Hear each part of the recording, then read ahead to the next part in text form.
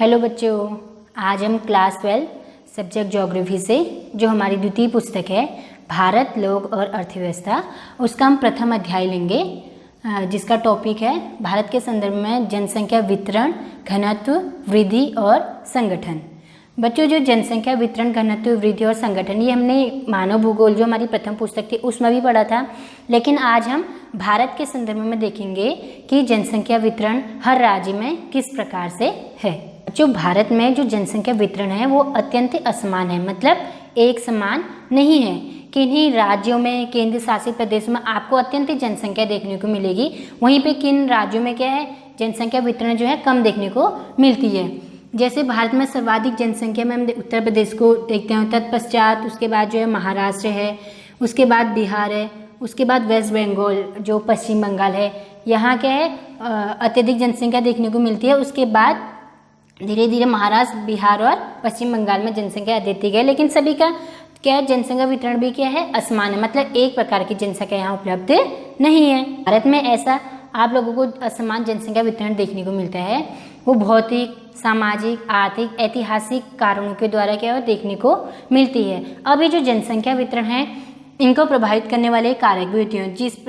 ये जो कारक है इनके अनुसार क्या होता है कि हर राज्य में, हर क्षेत्र, हर केंद्र शासित प्रदेशों में जनसंख्या क्या है, असमान है। उनके जो प्रमुख कारक हैं जैसे जलवायु है, जलवायु भी जनसंख्या वितरण को प्रभावित करने वाले सर्वप्रमुख कारकों में से एक है। स्थायी कृषि है, मानव बस्ती है, परिवहन है, औद्योगिकरण, प्राकृतिक संसाधनों की उपलब्धता, रोजगार है, नगरीकरण है, उच्चावच है, संस्कृति, धर्म, हर सभी के अपने अपने कल्चर अलग अलग होते हैं। वही पर्यटन जिसमें हम अच्छे अच्छे प्राकृतिक दृश्य देखते हैं, मृदा, मिट्टी, या इसको हम उपजाऊ मृदा भी कह सकते हैं। ये सभी कारक क्या है बच्चों, ये जनसंख्या वितरण को प्रभावित करने वाले सर्वाधिक जो महत्वपूर्ण कारक होते हैं, यही वो कारण हैं। इन्हीं कारकों के द्वारा क्या है, जनसंख्या वितरण एक समान नहीं है। उसके बाद हम देखते हैं भारत में जनसंख्या घनत्व। जनसंख्या घनत्व जो है प्रति वर्ग किलोमीटर में रहने वाले लोगों की संख्या को जनसंख्या घनत्व कहते हैं। अब इसको निकालते कैसे हैं, इसको निकालने का जो सूत्र है बच्चों, उसमें जनसंख्या का घनत्व बराबर जनसंख्या बटे क्षेत्रफल, ये इसको निकालने का सूत्र है। इसका अकॉर्डिंग हम क्या करते हैं, जनसंख्या घनत्व निकालते हैं किसी भी राज्य का। अब जैसे आप लोगों को पता है कि जनगणना जो होती है प्रति 10 वर्ष के अंतराल पे की जाती है, उसी में देख लीजिए 1991 में जो भारत का जनसंख्या घनत्व था वो 267 व्यक्ति प्रति वर्ग किलोमीटर था। वो 2001 में बढ़ के कितना हो गया, 324 व्यक्ति प्रति वर्ग किलोमीटर हो गया। 2011 में ये और बढ़ गया, कितना हो गया, 382 व्यक्ति प्रति वर्ग किलोमीटर बढ़ गया। अब जो हमारे 2011 के जो टॉप 3 स्टेट्स हैं, टॉप 3 राज्य जहाँ जनसंख्या घनत्व जो है सर्वाधिक हैं, वो हैं बिहार जहाँ का जनसंख्या घनत्व 1102, उसके बाद है पश्चिम बंगाल, वहाँ का है 1029, फिर है केरला, वहाँ का जनसंख्या घनत्व जो है 859 है। उसके बाद है यूपी जिसका जनसंख्या घनत्व 828 है। बच्चों अभी 2011 का ही बता रही हूँ मैं आप लोगों को, इसके बाद 2021 में जनगणना होगी। आप ध्यान में देखना, ये एक एक नंबर के क्वेश्चन में अक्सर पूछा जाता है। इसके बाद जो जनसंख्या घनत्व वाले जो राज्य हैं उनको बच्चों 3 श्रेणियों में बांटा जाता है। अब बच्चों जो जनसंख्या घनत्व को 3 श्रेणियों में बांटा है, उसमें पहला है अधिक घनत्व वाले क्षेत्र, दूसरा है मध्यम घनत्व वाले क्षेत्र, तीसरा है कम घनत्व वाले क्षेत्र। अब जो अधिक घनत्व वाले क्षेत्र हैं वहाँ क्या होता है, 400 से 500 व्यक्ति प्रति वर्ग किलोमीटर के दर से लोग रहते हैं। वहाँ कौन कौन से राज्य हैं, जैसे बिहार हो गया, केरला हो गया, पश्चिम बंगाल है और तमिलनाडु।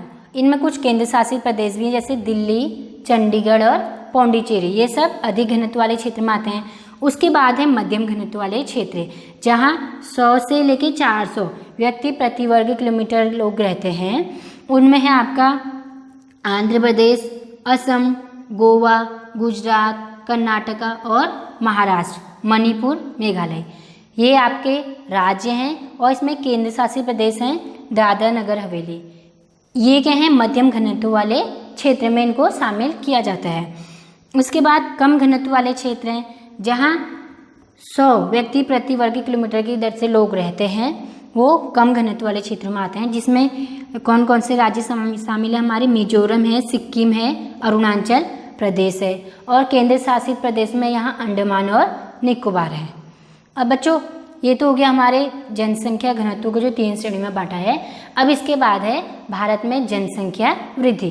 बच्चों जनसंख्या वृद्धि 2 समय बिंदुओं के बीच किसी क्षेत्र विशेष में होने वाले लोगों की संख्या में जो परिवर्तन होता है उसको हम जनसंख्या वृद्धि कहते हैं। इसको हम प्रतिशत में व्यक्त करते हैं। यह धनात्मक और ऋणात्मक दोनों हो सकता है, मतलब बढ़ भी सकती है और घट भी सकती है। अब जैसे यहाँ पे देखिए आप 2001 की जो जनगणना थी, जनसंख्या थी 102.87 करोड़ थी। ये जो हमने वृद्धि दर निकाला है इसको 1991 के अकॉर्डिंग निकाल रखा है। हमारी जनसंख्या 2001 में जो वृद्धि दर थी वो 21.54% थी। वो जो 2011 में जनगणना जो थी जनसंख्या 121 करोड़ थी। अब 121 और 102 करोड़ जो 2001 और 2011 की जनसंख्या थी उसी को हमने प्रतिशत में व्यक्त किया, तो 2011 में जो हमारी जनसंख्या वृद्धि दर जो थी 17.64% थी, 17.64। हम जनसंख्या तो बढ़ी लेकिन जो वृद्धि दर थी वो 2001 के मुकाबले क्या थी? कम थी। अब इसमें 2011 में जो हमारे सर्वाधिक जो उच्च जनसंख्या वृद्धि वाले जो राज्य थे उसमें थे ये बच्चों ये जनसंख्या के अकॉर्डिंग मैंने राज्य को लगा रखा। जैसे सबसे ज़्यादा जनसंख्या उत्तर प्रदेश की थी, फिर महाराष्ट्र की थी, फिर बिहार की, फिर पश्चिम बंगाल की। तो जनसंख्या वृद्धि दर जो थी उत्तर प्रदेश की वो 20.4 थी, महाराष्ट्र की थी 16% थी, बिहार की जो जनसंख्या वृद्धि थी वो महाराष्ट्र से ज़्यादा थी। 2011 में क्या हो, महाराष्ट्र से ज़्यादा जो जनसंख्या वृद्धि थी बिहार की थी, उसमें 25.1% है। पश्चिम बंगाल की जो जनसंख्या वृद्धि थी वो 13.9% थी। वहीं कम जनसंख्या वृद्धि वाले जो हैं सिक्किम है, जहाँ की जनसंख्या वृद्धि जो है 12.4%, मिजोरम की जनसंख्या वृद्धि 22.8%, अरुणाचल प्रदेश की जनसंख्या वृद्धि जो थी दर 25.9% थी। वहीं गोवा की जो जनसंख्या वृद्धि दर थी वो 8.2% थी। अब ये जो जनसंख्या वृद्धि के जो कारण हैं हर जगह कम ज़्यादा क्यों हैं, जो प्रमुख कारक हैं उसमें ये हैं जो मैंने आप लोगों को यहाँ बोर्ड में लिखे हैं। बच्चों काफ़ी इंपॉर्टेंट है, इनको आप नोट कर लीजिएगा। इसमें है गरीबी। गरीबी जनसंख्या वृद्धि की दर को प्रभावित करने वाला प्रमुख कारण है। बाल विवाह जो छोटी एज में आजकल क्या हो रहा है, शादी पहले क्या होता था छोटी एज में शादी हो जाती जिससे जनसंख्या वृद्धि दर लगातार क्या होती थी, बढ़ती रहती थी। शिक्षा का अभाव है, किन्हीं क्षेत्रों में आज भी शिक्षा का अभाव देखने को मिलता है। रूढ़िवादी सोच है जिस कारण वहाँ क्या करते हैं जनसंख्या वृद्धि दर क्या हो रही लगातार बढ़ रही है, रूढ़िवादी सोच है। पिछड़े क्षेत्र हैं, अपराध हैं, अवैध प्रवासी जो बच्चों हमारे भारत में अक्सर क्या अवैध प्रवासी बहुत ज़्यादा हैं जो अलग राज्य से अलग क्या देशों से आके हमारे देश में आके रह रहे हैं। उसमें सबसे ज़्यादा हैं नेपाली वर्ग के जो लोग हैं। उसके बाद है स्त्री निरक्षरता, जो स्त्री को साक्षर नहीं करते हैं, उसके कारण क्या है जनसंख्या वृद्धि भी काफ़ी जो है प्रभावित होती है। अब बच्चों इसके बाद जो हमारा अगला टॉपिक है इसमें वो है जनसंख्या संगठन। जनसंख्या के संगठन को हम जनसंख्या के स्ट्रक्चर से, जनसंख्या की संरचना से लेते हैं। अब इसमें क्या होता है, आयु व लिंग का विश्लेषण, निवास स्थान, मानव जातीय लक्षण, जनजातियाँ, भाषा, धर्म, वैवाहिक स्थिति, साक्षरता और शिक्षा, व्यावसायिक विशेषताओं के आधार पर हम जनसंख्या की संरचना का वर्णन करते हैं। अब इसमें प्रमुख रूप से जो है ग्रामीण नगरीय संगठन के बारे में बताया गया है, भाषाई संगठन, धार्मिक संगठन, इसके बाद और भी हैं, मैं फिर इसके बाद समझाऊंगी। इसमें आप सबसे पहले ग्रामीण नगरीय संगठन देखना, और जो नगरीय संगठन या संरचना है वो उसके निवास स्थान के आधार पर देखते हैं। जैसे 2011 में जो भारत की जो नगरीय जनसंख्या थी वो थी 37.76 करोड़, जिसमें भारत की 31.2% जनसंख्या का निवास करती थी। वहीं पे हम देखेंगे 2011 में जो ग्रामीण जनसंख्या थी, ग्रामीण जनसंख्या 83.28 करोड़ थी। मतलब जो 2011 की जो ग्रामीण जनसंख्या और नगरीय जनसंख्या है उसमें ग्रामीण जनसंख्या प्रतिशत आप ज़्यादा देखने को इसमें मिलता है। इसमें 68.8% जो था ग्रामीण क्षेत्रों में निवास करती थी और 31.2% जो जनसंख्या थी वो नगरीय क्षेत्र में देखने को मिलती थी। भाषाई संगठन, बच्चों भारत में जो है अनेकों भाषाएं बोली जाती है, लेकिन सरकारी कामकाजों में जो अधिकतर भाषाएं जो यूज़ में लाई जाती हैं वो है एक हिंदी और एक अंग्रेजी।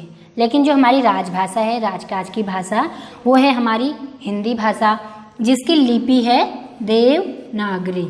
देवनागरी हमारी हिंदी भाषा की लिपि है बच्चों, याद रखना। भारतीय संविधान की 8वीं अनुसूची में बच्चों केवल 22 भाषाओं को ही शामिल किया गया है। प्रमुख भारतीय जो भाषाएं बोले जाने वाले हैं उसके कुछ चार परिवार हैं यहाँ पे, जैसे हिंद आर्य भाषा परिवार है, ये सबसे अधिक बोलने वाला भाषाई परिवार है। द्रविड़ भाषा परिवार है, ऑस्ट्रो एशियाई भाषा परिवार है और चीनी तिब्बती भाषा परिवार है। उसके बाद हम देखते हैं धार्मिक संगठन। धर्म जो है सर्वाधिक सामाजिक और राजनीतिक कारकों को प्रभावित करने वाले कारकों में से एक है। अब इसमें हमारे प्रमुख धार्मिक समूह हैं हिंदू, मुस्लिम, सिख, ईसाई। अब ये जो हिंदू, मुस्लिम, सिख, ईसाई, इनमें अलग अलग प्रकार की जो भाषाएं बोली जाती हैं। प्रमुख रूप से हिंदू जो है हिंदी भाषा, जो हमारे भारत में आधे से अधिक सबसे ज़्यादा बोले जाने वाली भाषा जो है वो है हिंदू। उसके बाद है मुस्लिम भाषा। किन किन राज्यों में बोली जाती है? जम्मू कश्मीर, उत्तर प्रदेश और वेस्ट बंगाल, पश्चिम बंगाल में मुस्लिम भाषा बोली जाती है।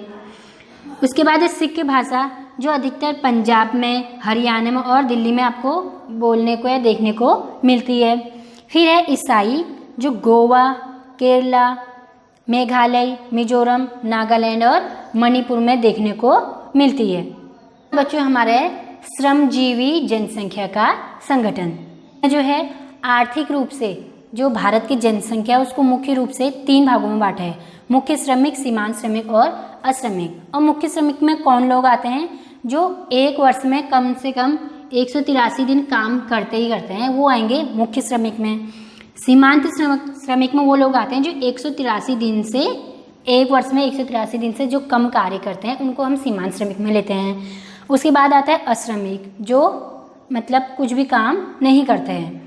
और भारत की जो श्रमजीवी जनसंख्या है, ये तो आर्थिक दृष्टि से देखा हमने, ये श्रमजीवी जनसंख्या है, इसको प्रमुख रूप से जो है 4 भागों में बांटते हैं। वो है, एक हो गया कृषक में, दूसरा है घरेलू औद्योगिक श्रमिक, तीसरा है कृषक मजदूर और चौथा हो गया अन्य श्रमिक, जो क्या करते हैं, लगभग हर चीज़ का कार्य करते हैं। तो बच्चों आज का ये आपका जो अध्याय था भारत जनसंख्या वितरण घनत्व विधि संगठन, ये यहीं पर समाप्त होता है। धन्यवाद।